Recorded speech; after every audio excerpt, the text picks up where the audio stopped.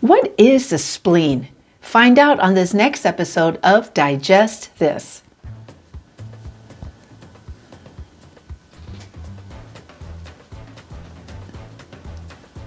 Welcome to Digest This, the show that helps you revolutionize your digestive health. Here are your hosts, Dr. Liz Cruz and Tina Nunziato.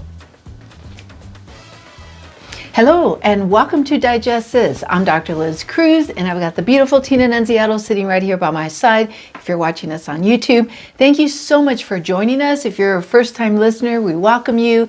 If you're one of our regular listeners, thank you for being on this journey with us. And so let's find out, what is the spleen? What is the spleen, Tina? What is the spleen, Dr. Cruz? The spleen, it's an organ. We all have a spleen. Well, unless it's been removed. You can live without your spleen. Can't. That's right. You can One live. of those other organs that you can live without. Exactly. So the spleen is an organ that sits right tucked under your left rib. Actually, it sits right above the colon because there is actually a ligament that attaches the spleen to the colon. And I believe the spleen probably has another ligament attaching it to something else. But anyways, it is an organ that's tucked right underneath our left rib cage.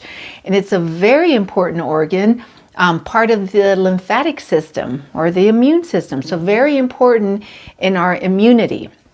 And so what does it do? Basically, it filters blood. It stores red blood cells, it stores platelets that help with clotting, the red blood cells that help to carry oxygen to your body, and also white blood cells, okay? And so as the spleen is filtering blood, if there are viruses or bacteria or any germs that come into the spleen typically will automatically put out white blood cells to help to fight these microorganisms. So very important as far as cleaning up our blood. So very important as part of the lymphatic system, which is a very important system in our body for cleaning and cleansing our blood. And also just, very important as part of our immune system. Okay, so in short, that's what the spleen is. So it is a very important organ. It's probably not an organ that we talk a lot about, and it's not an organ that we really see a lot of pathology in, if that makes sense. Like it's not like people aren't getting spleen cancer. Exactly. It's not something where we see a lot in the way of like tumors or lesions or things like that. Which is interesting because cancer cells are passing through the spleen. They are to be cleaned out. They are. I mean, it can enlarge. Okay, it can get enlarged, like if there's some sort of an infection. Also, in people who have like liver cirrhosis, the spleen, the blood can get backed up and the spleen can get enlarged. And people who have certain types of cancers, because the spleen is involved as part of the lymphatic and immune system. The spleen can become involved in certain types of cancers like lymphomas, leukemias, things like that.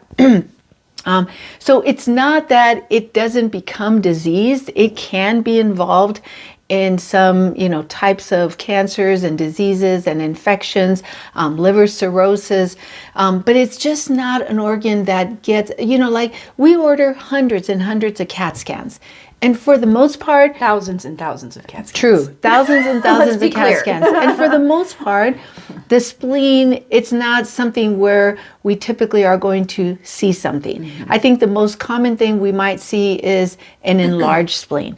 And it's usually, for the most part, at least as a gastroenterologist, the most common thing we see it enlarged in is somebody who has liver disease. All right. So I would say that that's the most common thing. I mean, like I mentioned, there's other things that can cause it to get enlarged or to be diseased or sick. But that's like the most common thing that we see.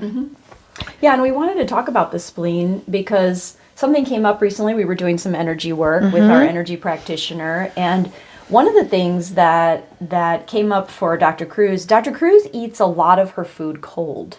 Okay. Yes. And this is something that started when she was in med school, right? In med school, you don't really have a whole lot of time to eat or eat at all, or you're eating in between, right? Trying to get things done. And so a lot of times the food was cold by the time you'd get to it. Yeah. And so you just kind of got used to eating cold food. And even now, like, we'll take out something from the fridge to eat it. I'll go to warm it up. And Dr. Cruz is like, nope, I'm just going to eat it cold. Or, I make dinner every night. Sometimes we have a very busy, super busy schedule. So sometimes I'm making dinner at like 4:30, 5 o'clock. We're not eating until 7:30 because of everything we have going on. Well, by then the food is cold. So I'm typically rewarming it. Dr. Cruz will sit there and eat it cold, which I always found fascinating. I do not like cold food, personally. It's like a learned behavior because, think about it, medical school, and especially more towards the last 2 years of med school where we were in our clinicals, and then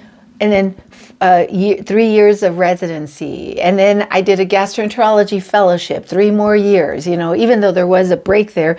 But so all these years of just this learned behavior of, what, I might not get to eat. So whatever I see, whether it's cold or hot, which most of the time it was cold. Like the thought that keeps bouncing in my head is, you always had drug reps that would bring in food, and I for some reason I just remember there always being like leftover food or cold pizza or cold something, and we residents were just like running in and just like whatever we saw, we would eat it, even if it was cold. And you just learn, because all we were doing was just putting something in our stomach, because you didn't know when you were going to have a chance again to eat because you were always so busy.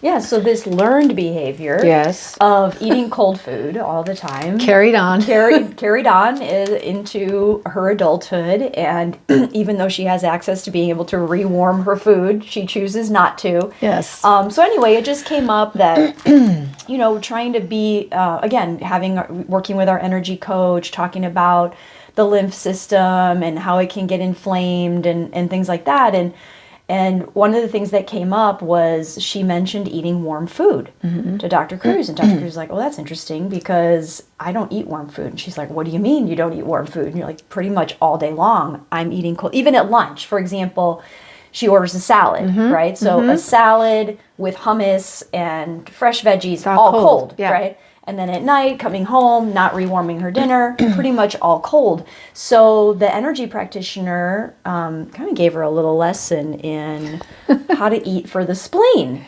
which was kind of shocking to both of us. It was actually quite fascinating. Like, we had to look up stuff because I was like, what do you mean the spleen likes warm food? Why does the spleen care? Exactly. Why does the spleen care? And so, and the other thing too that I find interesting about my behaviors is that I actually prefer room temperature water, because I learned quite a while back, and I can't remember, I keep thinking it's my grandmother who taught me this, that cold water is going to take more energy because your stomach has to warm up that water, so that it can use it. You put all this cold water in there. And so actually recently I was telling one of my kids this, I was like, I prefer room temperature water. I think he was asking me, well, why don't you want it cold? And I was telling him it takes more energy for our body when you're putting in cold water. Well, it's the same thing for food,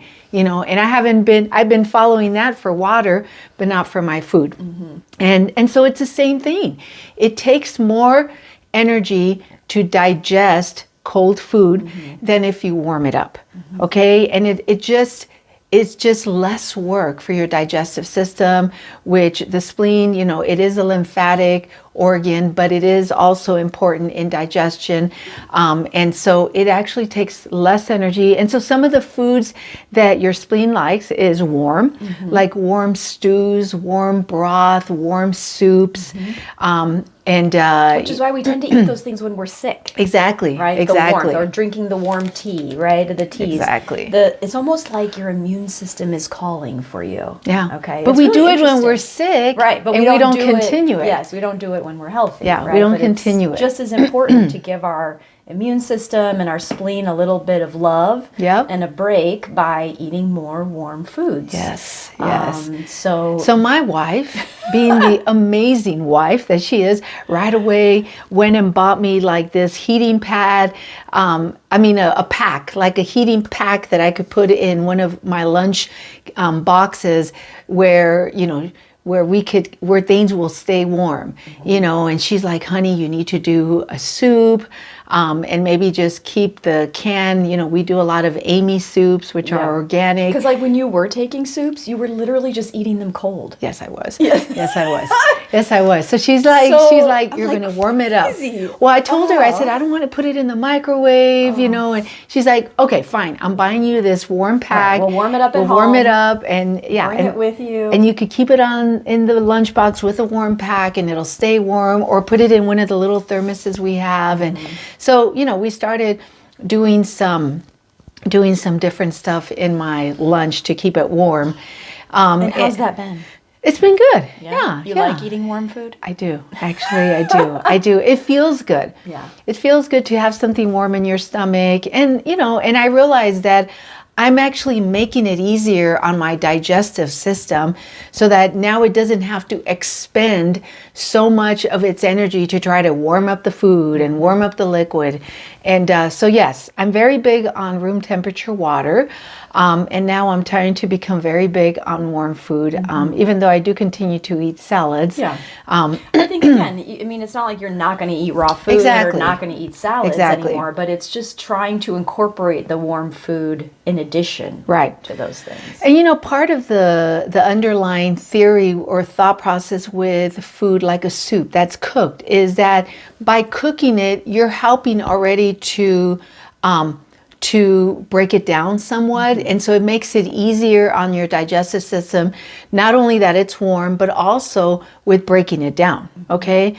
Because you've already kind of started that process with the cooking. Because when we do eat raw stuff, it actually does take more work for your stomach to break it down, and that's why, and you've heard Tina talk about this before, if you've been listening to podcasts, to our episodes for years, there's been episodes where Tina's talked about the importance of soups, because it's easier to digest. Smoothies, okay, because you're grinding down, like for us, we do a green smoothie. So the spinach, the celery, you're breaking it down. You're letting the mixer, the Vitamixer that we have, you let that break down. So now when you drink it, it's pretty much just liquid, right? It's a liquid smoothie, and it makes it much easier for your digestive system to digest it. Absolutely. Yeah. Yeah, liquid food helps detox the body. Exactly. Much better. So this kind of just goes in line with that. But yeah, I really love that learning lesson. Yeah. Always learning something new about the body. Yeah, absolutely. Yeah. Learned a lot about the spleen thanks to our energy coach. So that was definitely a great learning lesson. And so we just wanted to share that with you. And try to eat some warm meals. All right, eat some warm meals. Especially it's getting cooler out. Yeah. It's down to like 85 here in Phoenix. So we've got our sweaters out It's and we've got our freezing. jeans on. We're ice cold. It's time to Wearing start our eating flannel soups. tops. Yes, exactly. We're crazy. Anyways, so listen, if you want to connect with us, you can find us on our website, drlizcruz.com. There's a magenta color button on the homepage. You can click it and schedule a free 30-minute wellness consult. You can do it from anywhere in the world because it's on the phone and it is free. It's our gift to you. If you have not rated us, please rate us and please give us a 5. It'll help other people just like you to find us faster. And lastly, if you have not subscribed to our podcast, please subscribe so that you never miss an episode. Thank you so much for joining us, and we'll catch you on the next.